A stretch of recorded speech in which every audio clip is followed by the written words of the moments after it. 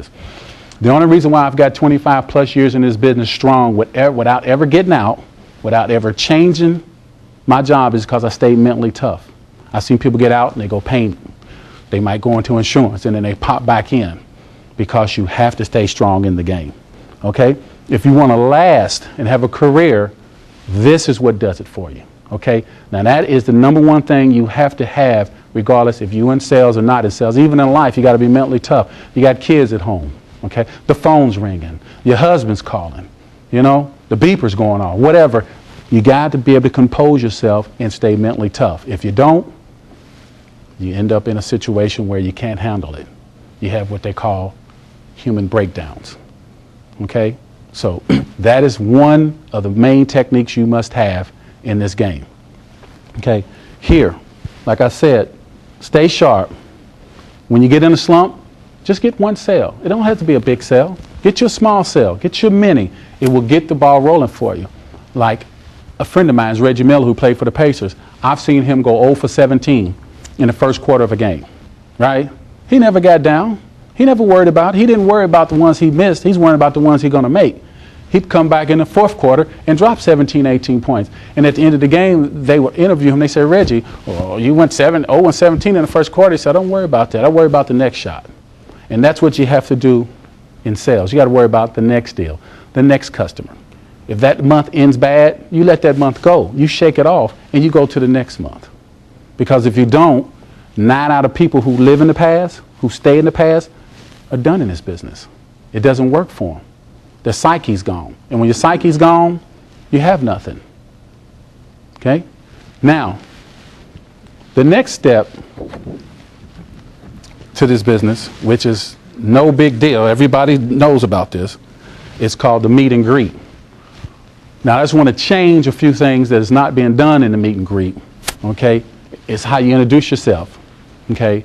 How you shake your client's hand, which I left off a letter there, but you know, it's okay, Scott. Don't get on me, Ryan. Okay? It's how you introduce yourself. Okay? For an example, watch me. I'll go up to this young lady. Hi, how you doing today? Welcome to Mitsubishi. How may I help you today? What's your name, ma'am? Brenda. Okay. Now, what did you notice about the way that I introduced myself to her? Bow. Thank you. Eye contact. Thank you. Those are the two key elements, because what happens when a customer comes in your showroom, first of all, they're spending their hard-earned money. Second of all, they're a little leery because they're trying to spend their money. And two, they want to make the best deal they can, but at the same time, they're not comfortable. So when you walk to a client and you shake their hand and you bow a little bit, it relaxes them without them even knowing it, because as a psyche, they feel relaxed because that's a sign of respect. You always want to make the customer feel relaxed. All right? You never want to give them tension. You never want to rush to the customer. You always want to be calm. You always want to be cool. And one of the biggest keys, you want to stay humble. Humble in this business will keep you in the business a long time. Because when you get too cocky and you think you know everything and you start rushing, you start missing things. Simple things in life is what carries you through life. Okay? When times are hard, you stay humble. When times are good, you stay humble. Okay? The customers can feel this when they come in the room. Okay? I had a customer in the showroom 5 months ago. He was the head guy for Lily's. He switched cars on me 5 times. It was cold. It was snowing. Every time I got a car ready, he called back and switched the car. Okay? So when he came in on Saturday to pick up the car, he switched again. And I said, no problem, sir. I'll take care of that. So when we sat down, he said, Tony, how come you didn't get angry with me? Because I made you work so hard. And the first thing I looked at him, I said, sir, without you, I have nothing. Without you, I don't feed my family. So whatever it takes to make you happy is what I've got to do to feed my family. Okay, no problem. Okay, so these are the things in meet and greet that you have to start from the beginning, because when you rush out to a customer, hey buddy, all right, how you doing? All right. The eyes get big. They start backing up on you. This guy's after me. He's trying to get my money. Now the customer's not relaxed. Okay, they're not focused. You never want to not let a customer be relaxed.